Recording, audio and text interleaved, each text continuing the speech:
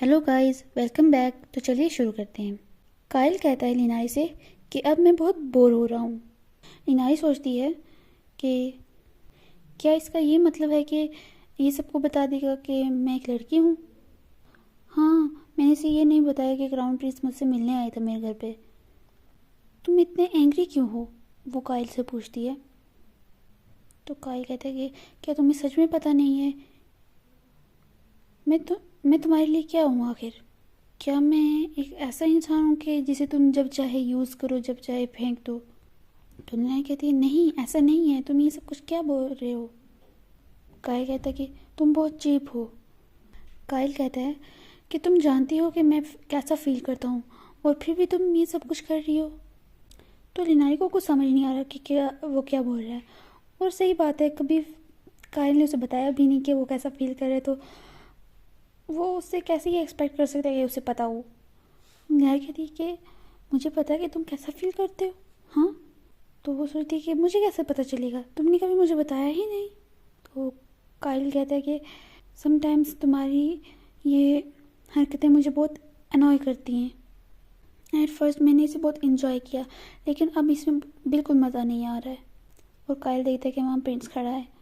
तो वो कहता है कि क्या तुम मुझे इसलिए ऐसा ट्रीट करी हो कि क्राउन प्रिंस तुम में इंटरेस्टेड है। काइल कहता है कि क्या तुम डायलान को इसीलिए डिफरेंट ट्रीट करती हो क्योंकि वो क्राउन प्रिंस है। तो रियाना कहती है कि क्या। तो काइल कहता है या फिर वो एक समवन स्पेशल है। तो लिनारी ये सोच कर शॉक हो जाती कि तुम किस बारे में बात कर रहे हो और तुम रॉयल हाइनेस को इसके बीच में क्यों ला रहे हो। काइल कहता है कि मैं कैसे ना लाऊं जब तुम हमेशा प्रिंस को मेरे से पहले तरजीह देती हो। और प्रिंस ये सारी बातें सुन रहा होता है। तो काइल कहता है कि मैं वो हूँ जो तुम्हारी सारी विशेष पूरी करता हूँ। सोचती है कि क्या काइल इसको इस तरह से देख रहा है। अगर मैं इसे ये बताऊँ कि मैंने ये सारा कुछ इसलिए किया क्योंकि मैं एग्जीक्यूशन से बचना चाहती थी, क्या ये बिलीव करेगा। तो काइल उधर प्रिंस की तरफ देख रहा होता है। फिर वो कहता है क्या तुम प्रिंस को लाइक करती हो। तो ये सुनकर लिनारी तो शौक ही रह जाती है कि अब वो क्या बोले।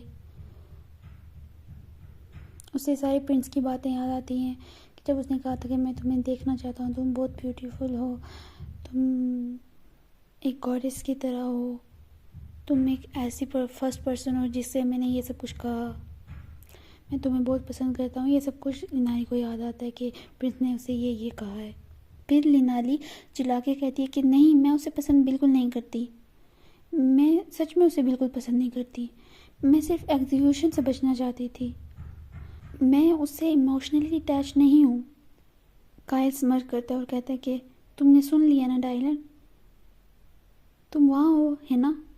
ये पोलाइट बिल्कुल नहीं है दूसरों की बातें ऐसे सुनना, तुम बाहर आ जाओ। तो लिनारी शौक हो जाती है कि प्रिंस प्रिंस भैया है। तो प्रिंस वहाँ से बाहर आता है। तो लिनारी कहती है कि प्रिंस यहाँ क्यों है। तो प्रिंस भी कुछ बोलने लगता है कि मैं यहाँ से गुजर रहा था तो मैंने तुम्हारी बातें सुन ली। वो सोचता है कि कायल और लिनारी क्या ये दोनों एक दूसरे को जानते हैं। ऐसा लग रहा है ये बहुत क्लोज हैं और ये इस वक्त अकेले भी हैं। कायल कहता है कि तुमने सुना ना इसने क्या कहा है ना। तो वो कुछ नहीं कहता। कायल कहता है कि ये कैसा रिएक्शन था। और वो लिनारी की तरफ देखता है और कहता है और तुम इसे नहीं लाइक करती। तो वो कहता है कि ओह, फिर तो मुझे तुम्हें कुछ इंटरेस्टिंग बताना होगा। ये एक सीक्रेट है लिनारी लॉरेंस के बारे में, वो लिनारी को पकड़ते हुए कहता है। तो लिनारी शौक हो जाती है क्या क्या ये मेरा सीक्रेट एक्सपोज करने वाला है। तो प्रिंस भी शौक हो जाती है क्या तुम किस बारे में बात कर रहे हो, एक सीक्रेट। तो कायल कहते हैं हाँ। तो लिनारी जल्दी से उसका मुंह कवर कर लेती है। कायल बात करना बंद करो। और फिर ये सिचुएशन थोड़ी ऑकवर्ड सी हो जाती है, सारे चुप हो जाते हैं।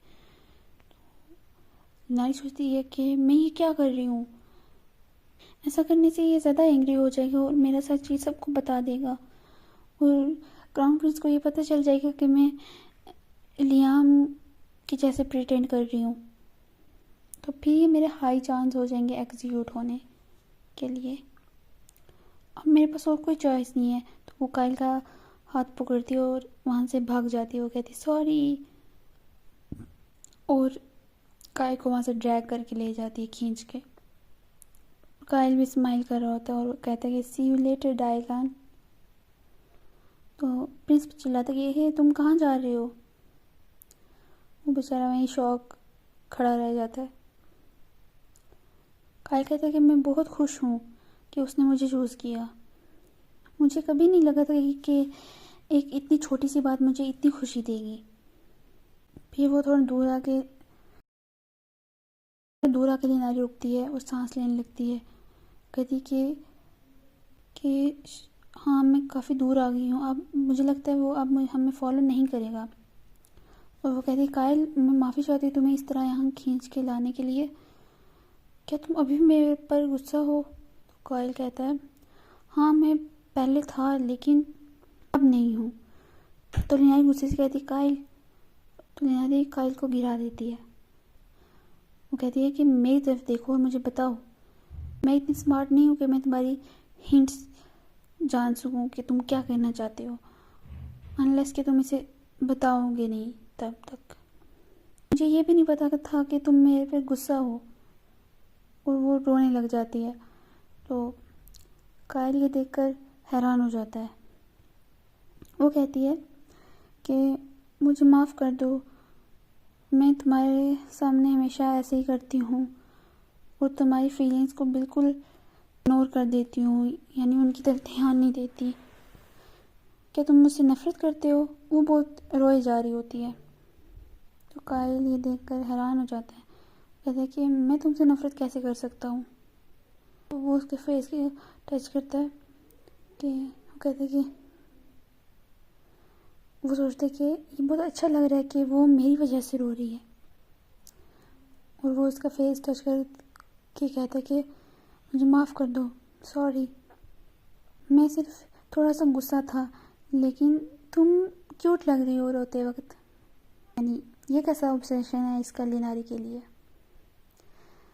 मुझे ये काइल यहाँ पर बिल्कुल पसंद नहीं आया।